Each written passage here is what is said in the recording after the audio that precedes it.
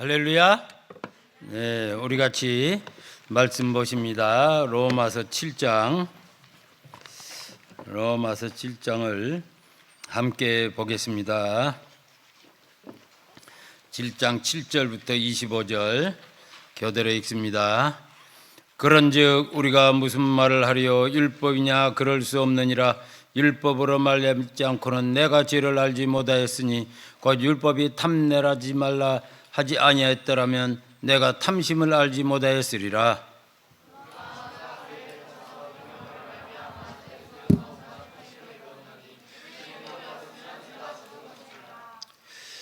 전에 율법을 깨닫지 못했을 때는 내가 살았더니 계명의 이름에 죄는 살아나고 나는 죽었도다.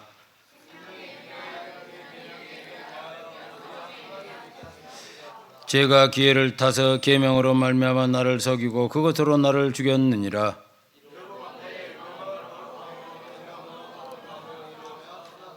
그런즉 선한 것이 내게 사명이 되었느냐? 그럴 수 없느니라. 오직 죄가 죄로 드러나기 위하여 선한 그것으로 말미암아 나를 죽게 만들었으니 이는 계명으로 말미암아 죄로 심히 죄되게 하려 함이라.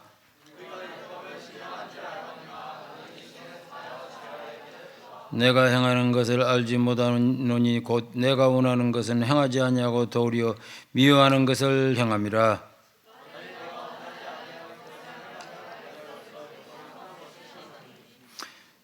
함께 읽습니다. 이제는 그것을 행하는 자가 내가 아니요 내 속에 거하는 죄니라. 아멘.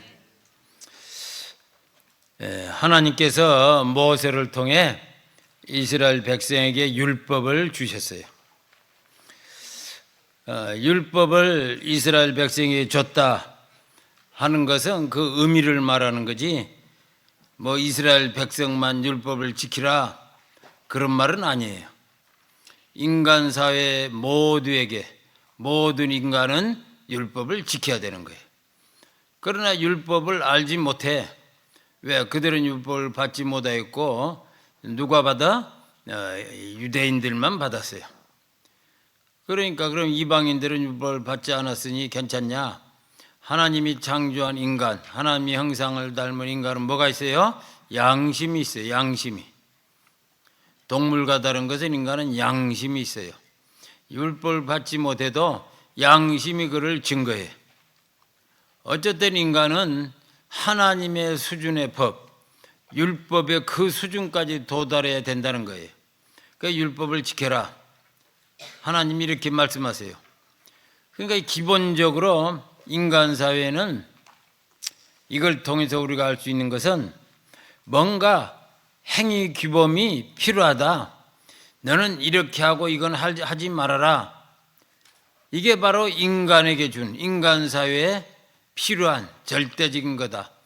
스스로 마음대로 자기 결정을 하면서 마음대로 사는 건 되지 않는다. 아니 왜 마음대로 못 삽니까? 인간이 죄인이 돼서 마음대로 살면 세계가, 우주가 난장판이 된다. 그래서 인간 사회는 마음대로 살자 하는 이런 주장이 있어요. 최근에 특별히 많아졌어. 그러나 인류의 역사를 보고 좀 깊게 생각해 보면 각자 마음대로 사는 건 안 된다. 너만 죽이는 게 아니고 인류 공동체를 다 죽인다. 그러니 도덕적, 윤리적 규범이 필요하다. 이런 논쟁이 지금 아주 거셉니다. 이 역사 마지막에. 그러나 하나님은 창세기 장에서 먹지 말아라. 최초로 먹어라. 먹지 말아라. 이것 먹고 이것 먹지 말아라. 행위 규범을 주셨어요. 그러니까 규범이 필요하다는 건 분명히 말뚝으로 박은 거예요. 인류 공동체에. 그래서 하나님께서 행위 규범을 줬기 때문에 인간은 이걸 따르면서 살아. 율법을 따라, 양심을 따라. 그래서 인간은 본래 도덕적 존재다. 그러니까 인간은 무엇인가? 존재론적 의미. 존재론을 온톨로지라고 그래요. 온톨로지. 존재론적 의미에서 인간은 도덕적 존재다. 근데 이걸 부정하려고 하는 거예요. 네가 윤리를 가지고 규범을 가지고 도덕적 존재로 살아야 된다. 왜? 너는 인간이다 이거예요. 그런데 이걸 부정하려고 하는 최근에 엄청난 지구적 사조가 있어요. 막 이 도덕 규범을 깨버리고 이것을 글로벌 아노미 그러죠. 아노미, 규범을 해체하고 규범을 파괴하고 각자 자기 옳은 대로 살아라. 각자 자기 옳은 대로 살면 인류는 존재치 못해요. 근데 자기들은 이걸 거부하는 거야. 그렇지 않다. 왜? 그들은 인간을 죄성이 충만한 죄인이라고 받아들이지 않아. 인간은 마치 고귀한 존재를 넘어 극히 자기 결정권도 행하고 다 바른 사람이라는 전제를 두고 얘기하는 거예요. 그러나 성경은 그렇게 말하잖아요. 인간은 총체적 타락, 죄인이다. 안 된다 이거예요. 또 죄인이기 이전에 먹거라, 먹지 말아라. 죄인이기 이전에 규범을 주셨어요. 인간은 죄인이라도 규범을 받는다. 이것도 있지만 그걸 넘어서 인간이기 때문에 오히려 규범이 필요하다 이거예요. 인간의 존재의 특성이라, 온톨로지, 존재로적 특성이라. 그렇지 않으면 너는 동물이 된다 이거예요. 이것에 대한 증거는 과거 100여 년 동안 문화인류학자들이 찾아냈어요. 이 100년 전에, 110여 년 전에 문화인류학이라는 게 생겼는데, 처음에는 인류학, 인간은 무엇인가를 과학적으로 연구하는 거야. 그래서 안트로폴로지, 인류학, 안트로폴로지. 그런데 도대체 인간을 알아낼 수가 없어. 의사들이 인간을 해부하니까 뭐 동물하고 뭐 폐가 있고 뭐가 있고 뭐 허파가 있고 비슷하네. 그 인간이 무엇인가를 찾아낼 방법이 없어요. 그래서 인간의 산물, 인간 집단이 만들어내는 산물, 그게 뭐예요? 문화라. 그게 인간이 살면서 뭐 옷은 이렇게 입어라, 뭐 이렇게 음식을 해라, 이렇게 화장실은 사용해라고. 이게 뭐 인간이 만들어내는 농사는 이렇게 지라, 규범이 있어. 자연 그대로 속에 인간들이 사는 영역에 가면 자연 그대로가 아니야. 다 이걸 바꾸면서 자기들이 뭘 만들어내. 그걸 보면 문화라고 그래요. 문화. 자연이 아니야. 인간이 가는 곳마다 자연이 바뀌어. 생태가 바뀌어. 뭔가를 인간이 뭘 만들어내는 거야. 이게 문화예요, 문화. 그래서 인간이 다르잖아. 그래서 인간 문화를 연구했는데 그게 문화인류학이라. 그걸 통해서 인간은 무엇인가를 알겠다는 거야. 문화 연구를 통해서 인간을 알아내는. 인간 자체를 해부해봐야 뭐 나오는 게 없잖아. 그래서 문화인류학자들이 세계 곳곳 엄청난, 특별히 문명화되지 않는 오리지널, 프리미티브, 원초적인 문화 집단을 찾아가는 거예요. 아프리카 밀림, 뭐 어디 뭐 파푸아뉴기니아 뭐 등등을 찾아가서 뭐 소위 원시인처럼 보이는 옷도 안 입고 뭐 대충 사는 이런 사람들을 찾아가서 뭐 연구를 한 거야. 집단. 그래서 이 집단을 연구하고 저 집단을 연구하고 비교해 보니까 뭐 문화는 조금씩 달라. 그래서 문화는 다르다 됐는데, 모든 집단에게 공통적인 게 있어요. 뭐야? 모든 집단은 규범이 있더라. 문화 규범. 이걸 요새는 뭐라고 불러? 이 문화 규범이 너무 강력하게 모든 집단에 있어. 왜? 인간은 규범이 없는 집단이 없더라. 인간이라면 규범이 있어야 된다. 그래서 이것을 문화의 법, 그램마, 문법. 아니, 문화마다 언어가 있는데 언어마다 그 언어를 마음대로 되지 않아. 그 언어가 되기 위한 것은 그램마라, 문법.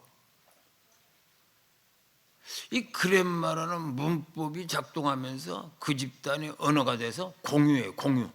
근데 다른 집단을 딱 넘어가는 데랑 문법이 달라. 그러니 언어가 달라서 안 통해. 코드라, 코드. 문화 문법. 그런데 사람이 나는 문법 지키기 싫어. 어떻게 살아 지가? 커뮤니케이션도 못하고. 동물하고 같이 가서 살아야지. 감각을 느껴가면서. 그러니까 문법을 배우고 문법을 지키며 말을 해라. 그래야 네가 우리 공동체 구성원이고. 그런데 보니까 모두가 문법이 있네. 다르지만 어차피 너는 문법을 배워 지켜. 그래야 인간으로 산다. 이 문법이 없으면 난장판이 돼버려. 커뮤니케이션도 안 되고 모두 개체화돼. 개체화. 인간은 또 사회적 동물이에요. 사회적 동물. 모두 개체화되면 사이콜로지가 붕괴돼서 살아남지 못해. 더불어 살아야 돼, 인간은. 그러니까 인간이라는 이 독특한 인간이 이런 게 있는 거예요. 사회적 존재다. 그 사회를 어떻게 지탱해? 문법이 있다.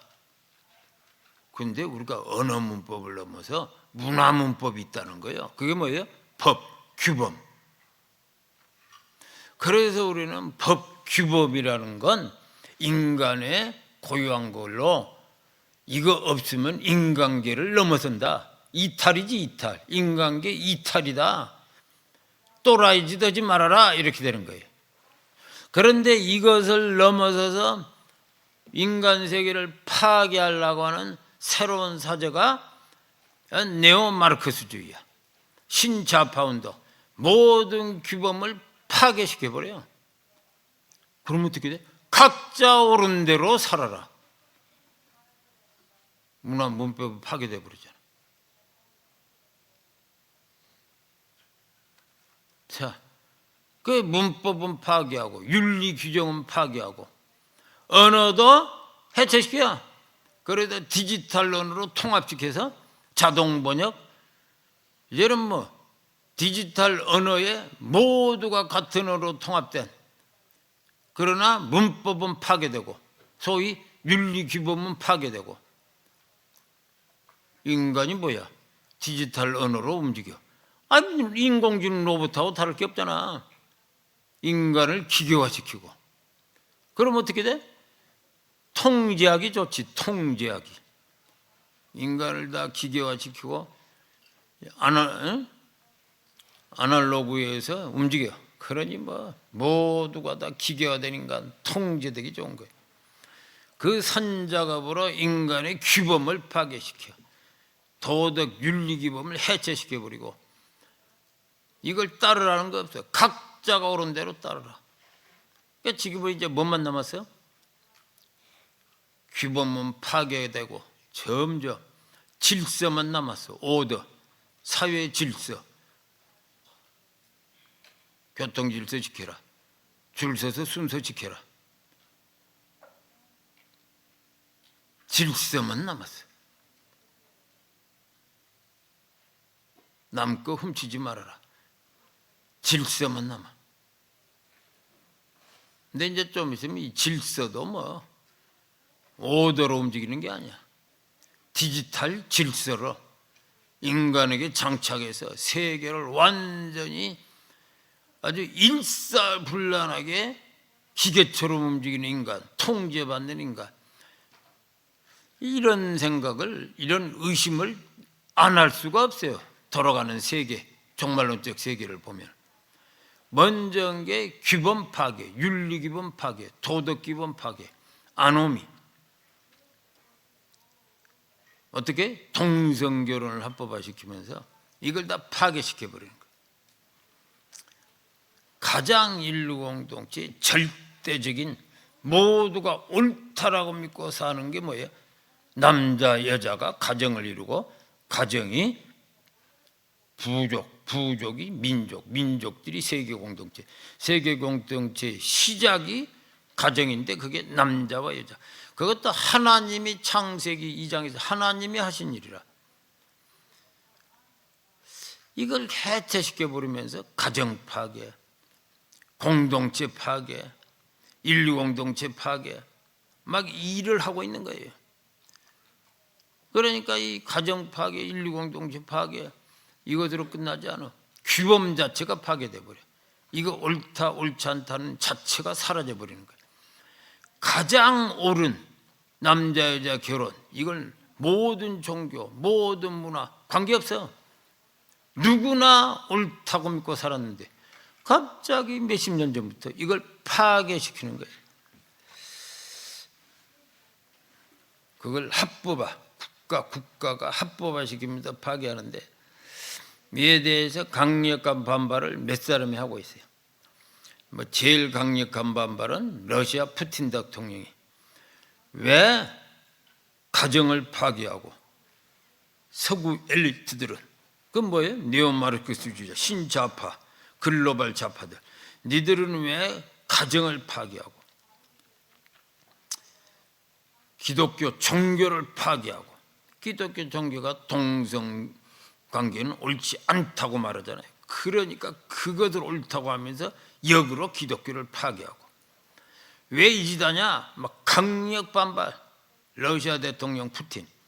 그러니까 트럼프도 대통령 되고 이건 옳지 않다. 남자 여자만 우리는 인정한다. 트랜스젠더도 인정 못한다. 동성관계 인정할 수 없다고 강력하게 암시하는 거예요. 그러면서 트럼프는 우리 미국이 다시 기독교로 돌아가야 된다. 막 지금 캠페인을 벌이고 있는데 세계를 장악한 엘리트들, 네오마르크스주의자들이 막 반발이 엄청나게 거세. 세계 모든 대부분의 언론은 신좌파 언론이 됐어요. 언젠가부터. BBC, CNN, 뉴욕타임즈 볼 것 없어요. 모두 신좌파. 네오마르크스주의. 우리 한국의 언론도 대부분 신좌파 영향력이 엄청나. 그러니까 막 푸틴에 대한 반발하는데 세계가 푸틴은 또라이 하면서 막 사이코라고 밀어붙이면서 트럼프를 마치 괴물처럼 만들었어요. 그러나 트럼프가 하는 걸 보면 아니 기독교로 돌아가자. 좋잖아. 그러니까 사람들이 막 그런데 막 관세를 먹여서 관세를 막 나라마다 뭐야 왜 관세를 먹이는 거야? 트럼프 나쁜 놈. 그동안에 관세를 안 냈어요. 세계가 관세를 안 냈어요. 웃기잖아. 근데 미국 제품에 뭐 관세를 받았어요. 웃기잖아. 오랜 세월을. 그런데 미국은 놔뒀어. 아이고 뭐 불쌍한 것들. 유럽은 전쟁에도 헤매서 일어났고 아시아 한국 뭐 국가들 가난하고 아유 가난하니까 니들 도와준다 그러면서 놔뒀어. 그런데 웃기잖아. 그럼 왜 갑자기 안 놔둬? 미국 정부도 연방정부 부도나서 지금 시스템 마비라. 야 우리도 죽겠다 이제. 그동안에 니들 세금 안 내고 우리가 미국에서 파는 거 세금 엄청 때렸는데 막 100% 때리고 우리나라는. 야 세금 좀 내라. 50% 낼래? 25% 낼래? 너희 누구한테 맨날 100% 80% 막 받았잖아.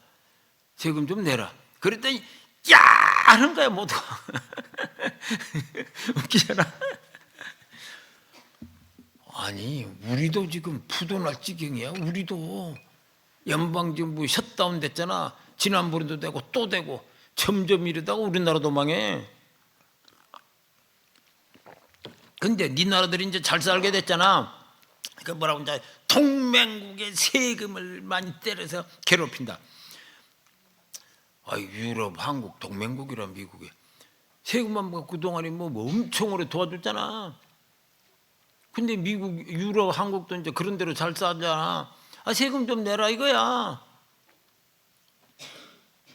이것도 이렇게 봐야지. 물론 우리나라들은 좀 힘들지. 세금 안 내고 삥삥삥 미국한테 물건 맨날 팔아먹다가 세금 내라고 그러니까 힘들지. 그래도 쟤들 가만히 입장을 생각해 보라고. 그리고 그동안에 도와줬다 이렇게 생각해야지. 이제 니들이 장성은이 이제 그만 도와주겠다 이렇게 봐야지.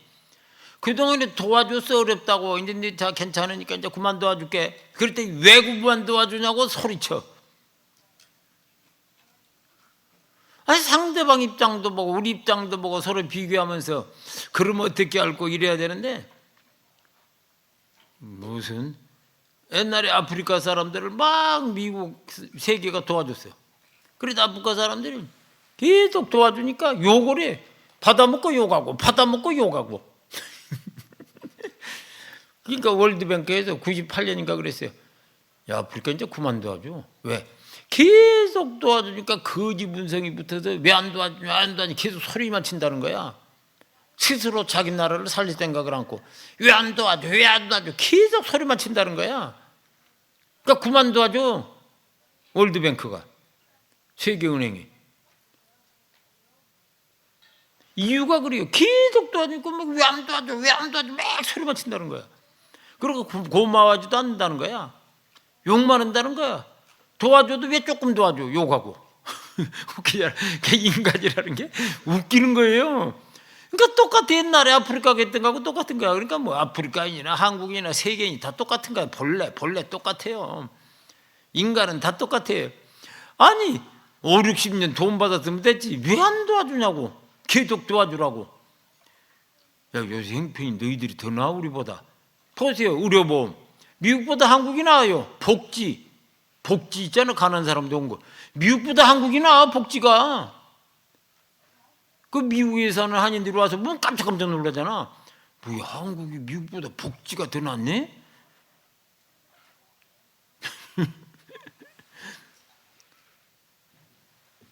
세상에. 어쨌든 인간이라는 게 아주 웃기지도 않는다고. 그러니까 중요한 건 내용을 보면 트럼프가 기독교로 돌아가야 된다. 관세, 그건 우리도 힘드니까 이제 그동안 못 도와주겠다. 뭐 서로 이제 뭐 똑같은 조건으로 좀 해보자.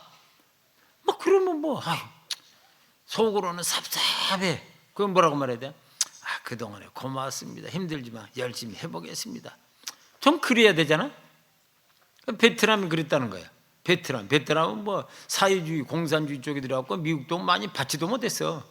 받은 거 얼마 안 되는데도 야, 너 관세 100% 우리 거 내고 사. 우리는 네가 우리한테 팔면 관세 100%. 근데 미국인 니들한테 가면 관세 받지 마. 이렇게 말한 거야.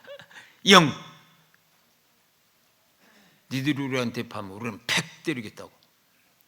그러니까 베트남이 그렇게 하시지요. 그러니까 옆에 구경하고 있더니 우리도 깜짝 놀라는 거예요. 베트남 여자들은 어떻게 된 거야? 베트남 자존심 무시. 미국을 전쟁에서 밀어낸 베트남이라고. 미국을 이겼다고? 전쟁에서. 자존심 엄청나. 이런 참 조건에도 오케이. 근데 늘 도움받던 인도는 야 화내면서 난리를 피우잖아. 근데 한국은 그렇게까지 화내지는 않아.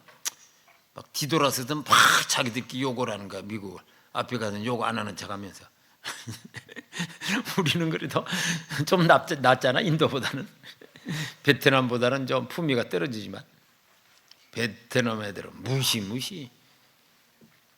이렇게 찍 나라들을 보면 반응하는 걸 보면 그 수준을 알 수 있고 그 민족성을 알 수 있고 아주 재밌다고. 인생들 사는 게 지구촌에서. 표정들 보면 다 웃겨요. 표정들.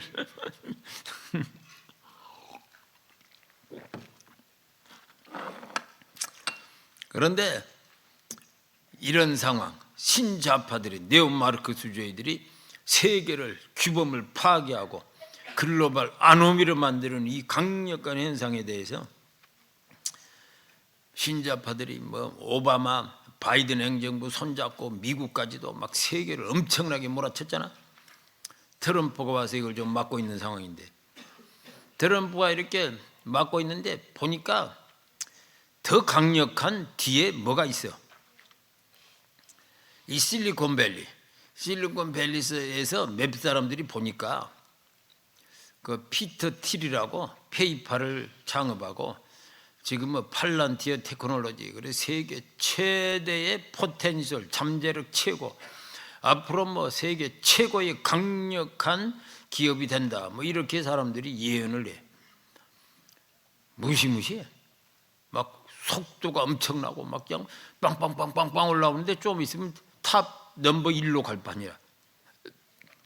이 사람이 피터 틸이라는 사람, 그리고 일론 머스크, 테슬라 같이 손을 잡고, 또 이 사람 말고 또 있어요. 뭐 무슨 지금 미국 대통령, 부통령 JD 벤스, 또 다음에 뭐 오픈 AI 창립자 샘 울트만, 그다음에 팔란테 테크놀로지 같이 공동 창업한 무슨 이름도 잘 생각 안 나네. 무슨 커크인가 뭔가 있어요. 어쨌든 이런 사람들이 실리콘밸리에서 이 청년 때, 20대 말, 30대 초반, 30대 중반, 이게 젊을 때 이렇게 보니까 실리콘밸리에서 거대 이 테크노 기술 거부들이 그게 뭐겠어? 마이크로소프트, 구글, 애플, 아마존닷컴 이것들이겠지. 엄청난 힘으로 막 미국과 세계를 움직이는 거야. 테크놀로지로. 그런데 가만히 보니까 이들이 다 안티기독교네. 좌파라. 그러면서 얘들은 도덕성에 관심이 없어. 윤리에 관심이 없는 거야. 그래서 보면서 이들이 하는 식으로 세계가 돌아가면 앞으로 세계가 어떻게 될 거냐는 깊은 고민에 빠졌어, 얘들이. 그래도 뭉쳐서 이건 아니다. 공동체, 국가, 인류사회가 존속하려면 윤리 규범이 필요하다는 것에 확신을 가졌어요. 왜? 얘들이 돌리는 세계의 미래를 보면 뻔하잖아. 이걸 막아야 된다고 생각한 거야. 각자 옳다고 생각하는 대로 행동하라. 안 된다. 그래서 애들이 팀을 이루어 막 엄청난 이 저항운동, 얘들을 몰아내는 운동을 했는데 컸어, 얘들도 힘이. 그래서 트럼프 이번 선거 때 그들 중에 막내를, JD 벤스를 보냈어. 트럼프를 설득해서 이 사람 부통령 만드시오. 우리가 당신 뒤에서 민다. 그래서 지금 막 이렇게 얘들이 뭐야?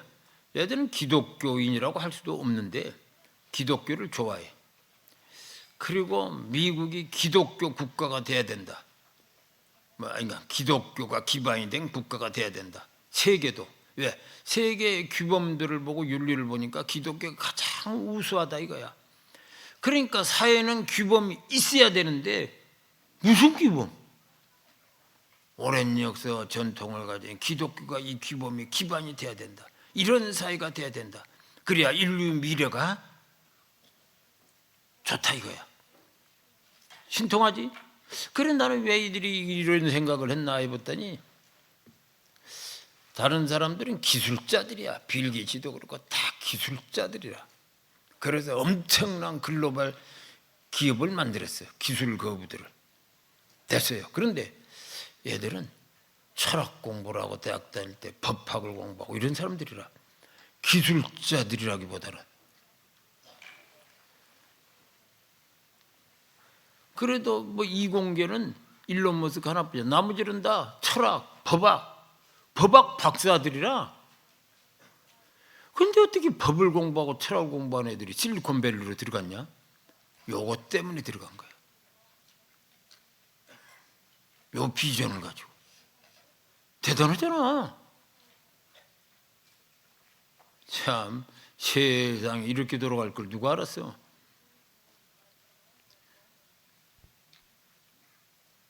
아니 법대를 나왔으면 변호사가 되고 판사가 되고 법조계 가서 출세해야지. 그것도 스탠포드 최고의 법대를 나온 애들이 어떻게 실리콘밸리 우리식으로 말하면 기술자들 속에 들어가서 사람들이 이렇게 꿈과 비전을 가져야 돼요. 그래도 얘들이 그들의 개인의 삶 생활에서 기독교적 가치를 다 지킨다 그건 아닌데 어쨌든 인류 공동체는 규범을 가져야 된다. 이것에 꽂힌 거야. 아니면 인류 공동체 파괴된다. 철학적 비전이라 윤리사회가 돼야 된다. 그런데 트럼프는 그걸 넘어서 그러니까 기독교가 되니까 그러니까 처음에 나도 트럼프가 저 기독교인도 아닌데 그렇게 저 일기 대통령 됐을 때도 처음에 기독교를 막 지지하는 거야. 왜 그런가 했더니 이 사람들하고 교감하면서 그 사위 쿠시너가 얘들하고 교감하면서 맞다. 그런데 이제 총알을 3번이나 암살 위기를 모면하고 총알이 여기 한 번 지나가고 이제 그러면서 트럼프는 막 뭔가 은혜를 경험했어. 하나님이 살아계신다. 그래서 그 양반은 요새 이제 신앙도 좀 커지는 것 같은데 다른 사람들은 신앙보다는 인류 공동체를 어때야 되냐 규범이 있어야 된다 얘기를 하는 거예요. 윤리 규범이. 그런데 지구촌 글로벌 윤리 규범이 깨는 세력들 얘들은 인류의 적이다 이렇게 되는 거지. 그래도 엄청난 전쟁이야. 이 두 세력 간에 엄청난 전쟁. 세계를 움직이는 실리콘밸리가 이 두 세력 간의 엄청난 전쟁이라고. 그런데 하나님은 이것 이상이라. 하나님이 인류 공동체를 위한 규범, 윤리규범 이상을 요구하셔. 그건 뭐냐? 내가 거룩하니 너희도 거룩하라. 베드로전서 1장 16절 기록되었으되 내가 거룩하니 너희도 거룩할지어다 하셨느니라. 응? 베드로전서 1장 16절 PPT. 응? 내가 거룩하니 너희도 거룩할지니라 말씀하세요. 그래서 하나님은 윤리를 넘어 인간의 죄 문제를 다루시는 거예요. 죄 문제. 하나님은 죄를 규정하시고 뭐가 죄고 뭐가 죄가 아니고 그건 하나님이 규정해. 네가 규정하지 마. 그러면 또 신자파 논리라.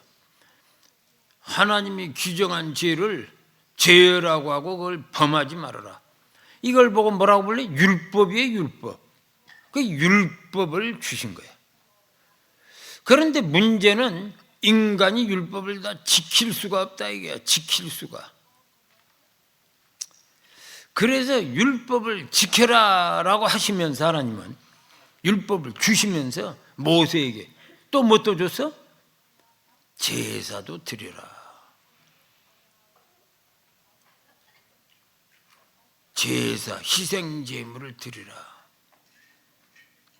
아니 율법 지켜라 하면 그냥 그거 지키냐 안 지키냐에 따라서 벌을 주고 상을 주면 끝나잖아. 근데 갑자기 또 제사는 행하라고 그래.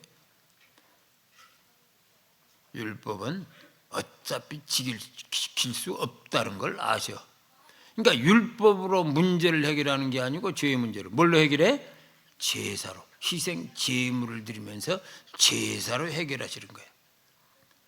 그러니까 사실은 율법을 지키라고 했지만 그것은 뭐야? 율법이라는 게 있다. 다시 말해서 법을 지켜라. 하나님 법을 지켜라. 이걸 지키라고 하면서 인간이 그걸 지키지 못해? 죄인이라 이거야. 죄인. 이걸 깨닫게 하고 이걸 알게 하고 다 지키라고 준 게 아니고 이걸 깨닫게 하고 몽학 선생이라 가르치는 계몽을 해주는 거야. 너는 죄인이라는 걸. 그리고 한편 제사를 해. 희생 제물을 드리면서 사실은 죄는 이것으로 일단 해결해. 그래서 2개를 주시면서 또 한 가지. 그러면 어떻게 인간의 죄인데 우리는 인간인데 뭐 양을 갖다 바치고 동물을 갖다 바침으로 우리 죄가 해결돼? 우리를 위해서 뭐 희생? 그것은 일시적이고 사람으로 오신 하늘에서 오신 죄 없으신 분, 그분이 너희를 위해서 희생 제물이 되신다. 이렇게 구약에서 계속 이걸 얘기하는 거야. 율법을 주시고 제사를 드리라, 희생 제물을 바치라고 하고 선지자를 통해 오신다. 누가? 그분, 메시아, 구원자 오신다. 몰래 그분이 어린 양, 희생 제물이 되신다. 그래서 구약에는 세 가지가 끝없이 흘러. 율법을 지켜라, 희생 제물을 드리라. 선지자가 계속 예언하는데 예언의 핵심이, 구원에 대한 예언의 핵심이 구원자 메시아가 오셔서 희생 제물이 되신다. 이 세 가지가 어떻게 돼? 예수께서 오심으로 완성돼 버려. 이제 율법도 완성돼서 끝나고, 그분이 십자가에 죽으면 희생 제물의 제사도 이제 드릴 필요 없이 끝나고, 이분이 온전한 제사로 영원한 제사를 드렸으니 죄 없는 자가 희생 제물을 드려 스스로를. 그 다음에 선지자도 끝나. 왜? 이제 그분이 오셔서 이걸 한다고 했는데 오셔서 했으니 끝나는 거지. 그래서 율법도 희생 제물도 선지자도 예수 그리스도로 완전히 완성되고 종료됐다 이거예요. 그러면 왜 희생 제물을 드려야 되냐? 왜 메시아가 희생 제물이 되어야 되냐? 레위기 17장 11절 일찍이 제사를 말씀하시면서 설명하셨다. 육체의 생명은 피에 있음이라 내가 이 피를 너에게 주어 제단에 뿌려 너희의 생명을 위하여 속죄하게 하였나니 생명이 피에 있으므로 피가 죄를 속하느니라. 야, 왜 피를 뿌리고 희생 제물을 드리는 줄 아냐? 생명이 피에 있으므로 피가 죄를 사하느니라. 피의 능력. 그래서 출애굽할 때도 모세가 애굽에서 막 10가지 기적을 행할 때 참 결정적인 게 뭐예요? 모든 문에 문설주에 피를 발라라.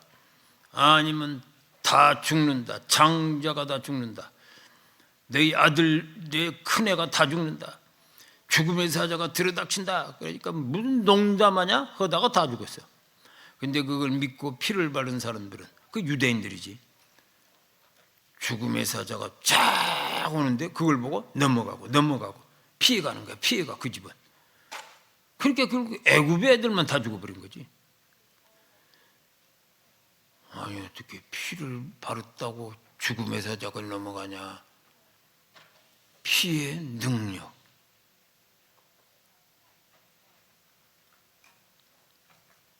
그건 언약의 피. 내가 피를 몸 넘어갔다고 언약했으니까 그게 작동하니까 피 자체가 그런 능력이 있는 게 아니죠. 언약의 피. 영원한 언약. 그래서 그리스도가 피를. 그러니까 어떻게 인간을 구원하냐? 그러니까 그냥 구원의 우리를 와서 능력자가 와서 구원하라고. 하나님도 법을 따라 행동해. 하나님도 규범 안에서 행동하시는 분.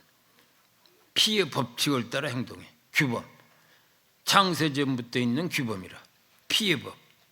그래서 아담이 범죄했을 때도 동물을 잡아 가죽 옷을 입혔어. 근데 거기에 뭐가 있어? 피를 흘리셨다. 피를 흘리는 대속의 사건을 스스로 하셨다는 게 강한 암시가 그 안에 있잖아요. 그러니까 우리가 이렇게 쭉 보면 피를 흘려서 가죽 옷을 입히시다. 그때는 피말이 안 나오지만 나중에 보니까 요거였네. 왜? 애굽에 출애굽에도 피? 이거였네. 그러니까 레위기 17장 11절 왜 피? 생명이 피에 있으므로 피가 죄를 속하느니라. 사하느니라. 그렇구나라고 우리가 깨달아 알아. 그래서 히브리서 9장 22절 율법을 따라 그의 모든 물건이 피로서 정결하게 되네. 피 흘림이 없이는 사함이 없느니라. 참 엄청나. 그러니까 인간은 율법을 지킬 수 없으니 피의 제사를 통해서 해결하신, 이미 구약 때부터 왜? 인간은 죄인이다. 의인은 없다. 그래 로마서 3장 10절에서 기록된 바 의인은 없나냐 하나도 없으며 한 명도 의인은 없어. 다시 말해서 죄 없는 자, 의인이라는 뜻은 죄 없는 자 그런 뜻이야. 죄 없는 자는 없다. 하나도 없다. 왜? 그 사람들이 반발해. 무슨 얘기야? 나보고 죄인이라고 말하는 거야? 내가 얼마나 착하고 바르게 살려고 노력했는데 이 나이 될 때까지 막 그러면서 분노하는 동네 아주 고집세고 아주 자기 통제 절제가 강하신 어른들이 가끔 있어요. 나를 죄인이라고? 막 그러면서 화내시는 거예요.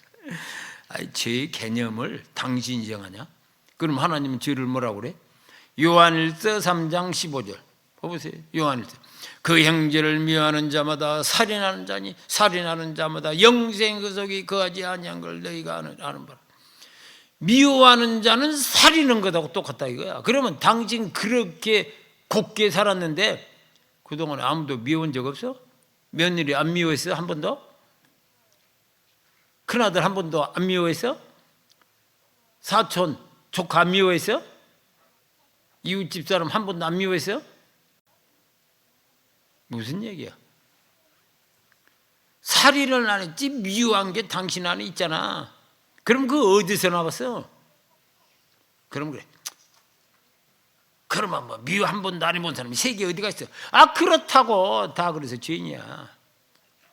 마태복음 5장 27, 28 또 간음하지 말라 하였다는 것을 너희가 들었으나 나는 내게 이르노니 음욕을 품고 여자를 보는 자마다 마음이 이미 간음하였네. 간음하지 말라고 그랬는데 아 나는 안 했다고. 음욕을 한 번이라도 품었으면 너는 이미 간음을 한 거라고. 끝이라. 지옥. 아 어떻게 그렇게까지. 죄는 하나님이 규정해. 네가 규정하냐? 그러니까 우리는 의인은 없고 하나도 없고 다 죄인이고 우리는 그 죄에서 벗어날 수 없어. 율법을 그래서 또 지킬 수도 없어. 희생 제물 밖에는 없다고. 그리스도의 십자가의 죽으심과 부활. 그러니까 인간은 이 죄를 죄 속에 살아. 근데 문제는 죄의 속성. 죄의 속성이 무시무시해. 인간은 죄를 이길 수가 없어요. 이길 수가. 7절 로마서 7장 7절 그런즉 우리가 무슨 말을 하리요 율법이 되냐 그럴 수 없느니라. 율법으로 말하지 않고는 내가 죄를 알지 못하였으니 곧 율법이 탐내지 말라 아니하였으면 내가 탐심을. 뭐야 그럼 율법 지키지도 못하고 지키지 못한 법을 주고 그럼 뭐야 이거. 율법이 문제가 있는 게 아니고 죄가 아니고 율법으로 말미암지 않고는 내가 죄를 알지 못하였다 이거.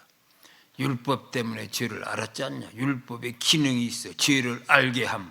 율법의 기능 그것으로 충분 기능 다 했어.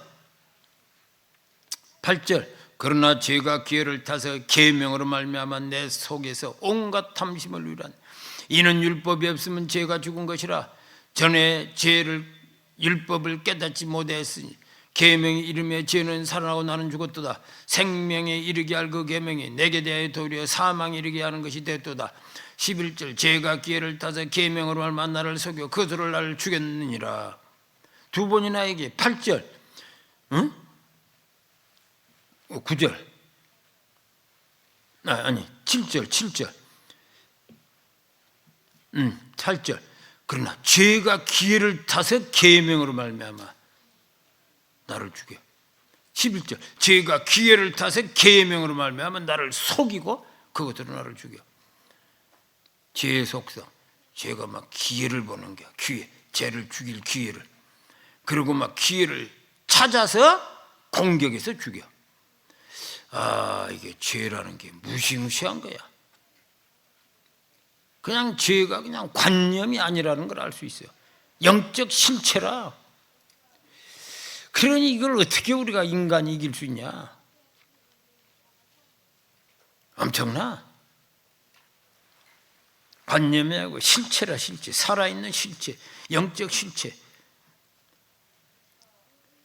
막 속이기도 하고 나를 죽이기도 하고 기회를 타기도 하고 대단하잖아. 11절 그러잖아. 11절 기회를 타고 나를 속이고 나를 죽이고. 죄라는 게요 엄청난 파워라. 그러니 우리가 이걸 어떻게 감당하냐? 감당할 수 없다 하는 거예요. 그 모세 봐봐. 모세가 죄를 뭐라고 말하나? 민수기 32장 20절 23절. 자, 교대로 읽습니다. 모세가 그들에게 이르되 너희가 만일 이 일을 행하고 무장하고 하나님 앞에 가서 싸우되 21절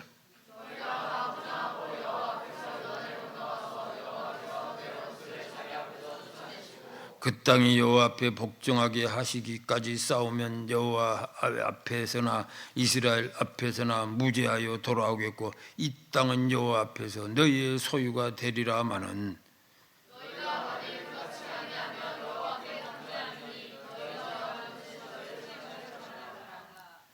네가 하나님께서 순종하지 않으면 여호와께 범죄한 것이 된다.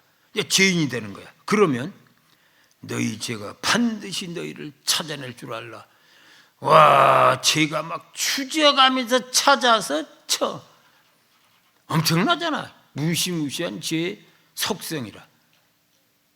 죄의 권능이고 막 찾아내. 쫓아 추적해서 가서 쳐 죽여. 그러니 이걸 인간이 어떻게 감당해? 결국은 터져 죽는 거지. 그러니까 우리는 어떻게 해야 돼? 우리가 죄를 못 이겨. 하나님 앞에 나와야 된다. 끝까지 추적해서 잡아서 죽이고 지옥에 던져놓는 거야. 그러니 하나님 앞에 나와서 주께서 우리 죄를 사하시고 우리를 지키시고 보호하시게 하는 길밖에 없어요. 인간이 못해. 어떻게? 보세요. 거기서도 그러잖아. 여러분들도 거기서 봤겠지만 우리가 과거에도 좀 봤죠. 창세기 사건에서도 나타나잖아. 창세기 사건. 가인, 최초의 살인자 가인. 최초의 살인자 가인이 어떻게 했어요? 그도 이걸 감당 못했어. 그래서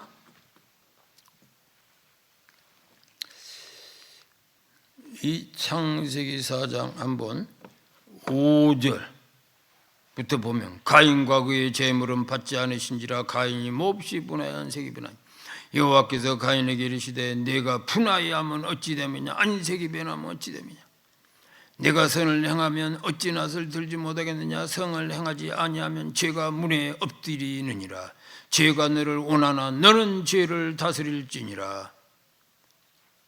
7절 봐. 야, 죄가 너를 원해. 모세도 그랬잖아. 끝까지 추적해서 너를 찾는다. 막 기회를 타고 공격한다. 로마에서 그랬잖아. 그러니까 죄가 너를 먹으려고 네 문 앞에 딱 엎드려서 기회를 보고 있는데 죄가 너를 원한다고 널 잡아먹으려고 그래. 너는 죄를 다스려봐라. 이겨봐라 그 말이야. 어떻게 이기겠어 그걸. 그래서 8절 드디어 결국 가인이 그 아유 아벨에게 말하고 그들의 들에 있을 때 가인이 그 아우 아벨을 쳐 죽이니라. 그러니까 여기서도 죄의 속성이 딱 나타나잖아. 안 된다고 우리는 못 이겨요. 그러니까 우리는 하나님 앞에 도움을 구하고 하나님의 앞에 나와서 그분의 보호를 받아야 돼. 보호는 뭐야? 먼저 죄사함을 받고. 왜? 예수께서 십자가에 피 흘려 죽었다 네 때문에 죽었다 네 죄 때문에 죽었다고 말하잖아. 좀 믿어. 안 믿으면 대책도 없잖아. 어차피 대책도 없어. 믿어. 하나님은 선하시고 인자하시고 자비로우신 분이야. 믿고 그 앞에 나와. 그러면 아이고 하나님이 그를 정말 죄를 사하시고 지키시고 보호하시고 승리케 하시네. 그러니까 결국 우리가 할 것은 뭐야? 하나님께서 그의 아들 독생자를 보내셔서 십자가에 죽으심으로 피 흘려서 너희를 구원했다. 그걸 좀 믿어. 우리가 하는 것은 아무것도 대가를 지불하는 것도 아니고 그냥 믿어줘. 믿었더니 맞네. 하나님이 오셔서 도우셔. 그래서 갈라디아서 2장 16절 이렇게 되어 있어요. 함께 읽습니다. 사람이 의롭게 되는 것은 율법의 행위로 말미암이 아니요 오직 예수 그리스도를 믿음으로 말미암은 줄 우리도 그리스도 예수를 믿나니 이는 우리가 율법의 행위로서가 아니고 그리스도를 믿음으로써 의롭다함을 얻으려 함이라. 율법의 행위로서는 의롭다함을 얻을 육체가 없느니라. 안 된다고.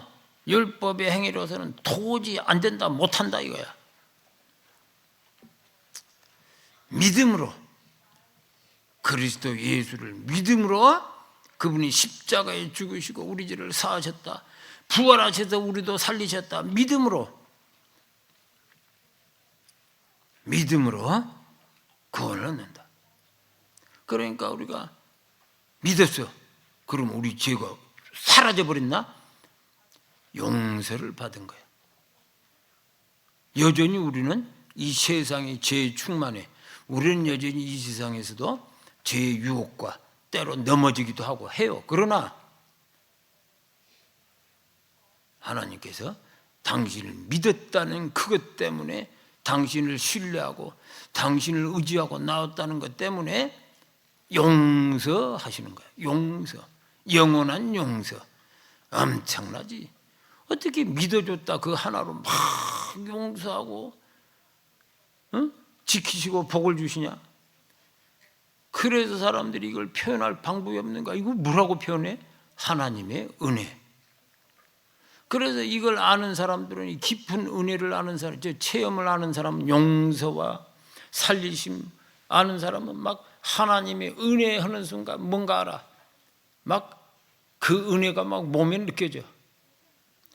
그래서 하나님 은혜 찬송을 하면 막 눈물이 글썽글썽하면서 감격 알잖아. 그것을 그게 뭔지를. 그러나 이걸 경험하지 못한 사람은 모르는 거야. 안 믿어봤으니 은혜도 경험 못하고 용서도 경험 못하니 그 좀 믿어달라는데 그렇게 고집부리고 안 믿어. 무슨 마귀한테 잡혀서 지금 뭐가 됐나? 포로가 됐나? 도대체 헤매는 거야.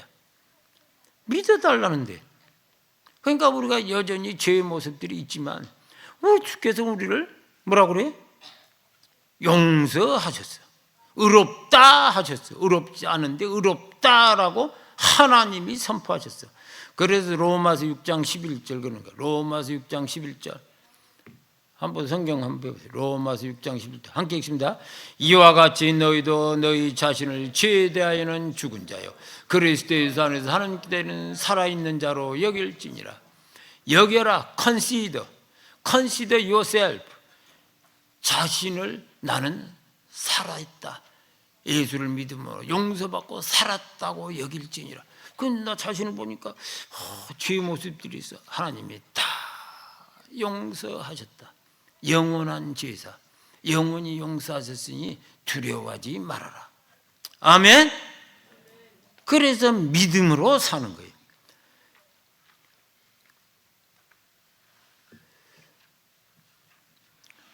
그래서 13절 로마서 1장 13절 그런즉 선한 것이 내게 사망이 되었냐? 그럴 수 없느니라.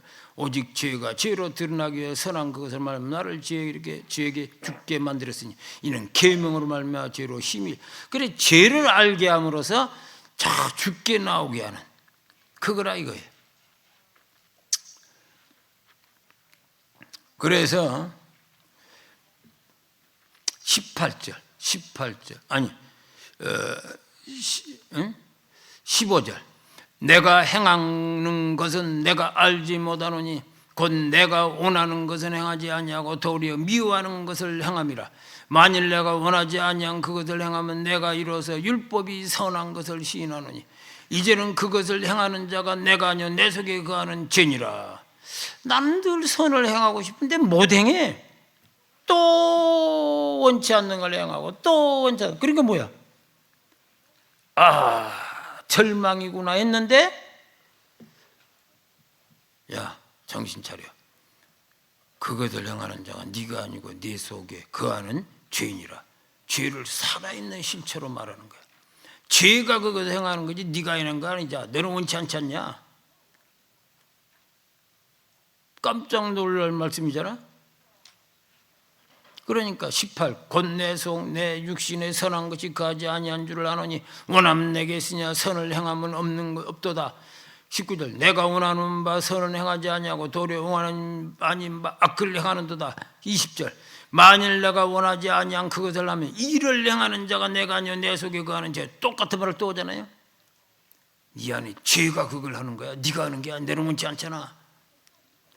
그런즉 21절 그러므로 내가 한 법을 깨달았느니 곧 선을 행하기를 원하는 나에게 악이 함께 있는 것이로다. 그 결론 뭐예요? 이걸 또 뭘 배웠어? 1. 나는 근본적으로 죄인이란 거 알았어요. 율법을 통해서. 2. 또 다른 행위자가 내 안에 있다는 걸 알았어요. 행위자. 죄가 막 살아서 그가 죄를 지어. 나는 원치 않는데. 그래서 3. 내 능력으로 죄를 이기지 못한다. 그러니 창세기 최초 살인사건 가인의 살인사건에서 보듯이 못한다. 막 죄가 문에 엎드려서 너를 공격하지 않느냐. 못한다. 그러니까 어떻게 돼? 로마서 7장 22, 23 내 속으로는 하나님 법을 즐거워하되 내 지체 속에도 다른 한 법이 내 마음의 법과 싸워 내 지체 속에 있는 죄의 법으로 나를 사로잡는 것을 보는도다. 나를 막 밀어붙여. 그래서 24 읽습니다. 오라 나는 공고한 사람이로다. 이 사망의 몸에서 누가 나를 건져내라. 바울 사도가 그러는 거야.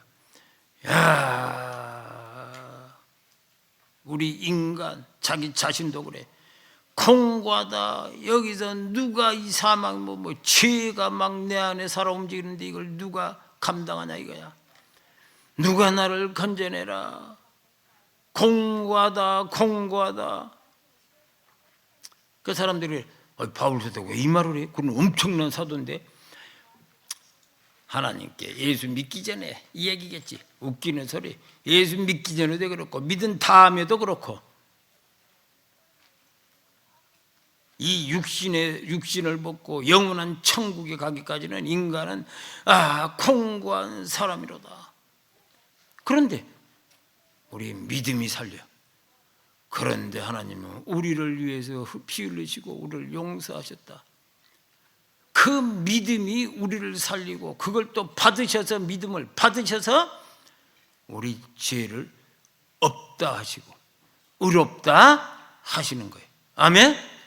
엄청난 얘기야. 이걸 누가 알겠어? 하나님이 가르쳐 주지 않고 어떻게 인간이 스스로 알겠어? 우리가 감당하지 못할 그 죄의 문제를 믿음으로 하나님께 의지하고 나오니 그 믿음을 받으시고 그것을 그리스도 공로 안에 덮어서 살려주신다.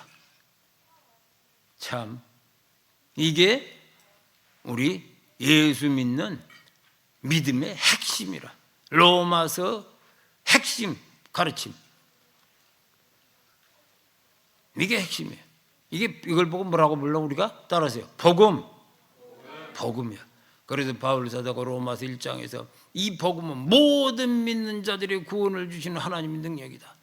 뭐 유대인이나 뭐 헬라인이나 야만인이나 뭐 누구든지 복음이라. 이걸 보고 복음이라고 하는 거예요. 그래서 그럼 어떻게? 마지막 로마서 8장 1절부터 4절.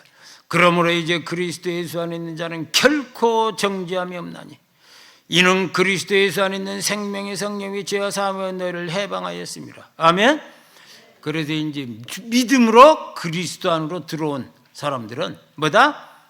결코 정죄함이 없다. 하나님께서 의롭다 하셨다. 결코. 엄청나.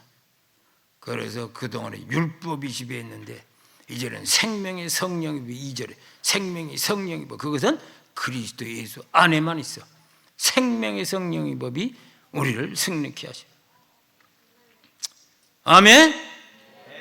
그래서 3절 율법이 육신으로 말미암아 할 수 없는 그것을 하나님은 아시냐니 하시나니 곧 죄로 말미암아 자기 아들을 죄 있는 육신 모양을 보내어 육신의 죄를 정하사 육신을 따르지 않고 그 영을 따르는 우리에게 율법의 예우가 이루어지게 하사 그 아들을 보내서 십자가의 고난받게 하시고 피 흘리심으로 우리를 살려.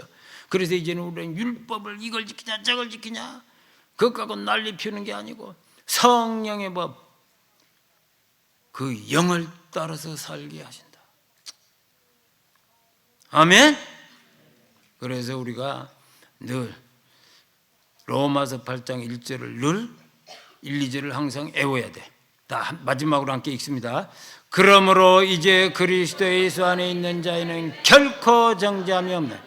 이는 그리스도 예수 안에 있는 생명의 성령이 법이 죄와 사함을 너희를 해방하였습니다. 아멘. 내가 예수 믿고 뭐 1주밖에 안 됐는데 제일 먼저 간사님이 나를 이 성경 애우세요 한 게 이거 있어. 로마서 8장 1, 2절. 그러므로 이제 그리스도 예수 안에 있는 자는 결코 정죄함이 없다. 아멘. 할렐루야. 그래서 우리는 어떻게 살아? 믿음으로 산다. 또 뭐야? 은혜로 산다. 아멘. 오직 믿음, 오직 은혜. 할렐루야. 승리하시기 바랍니다.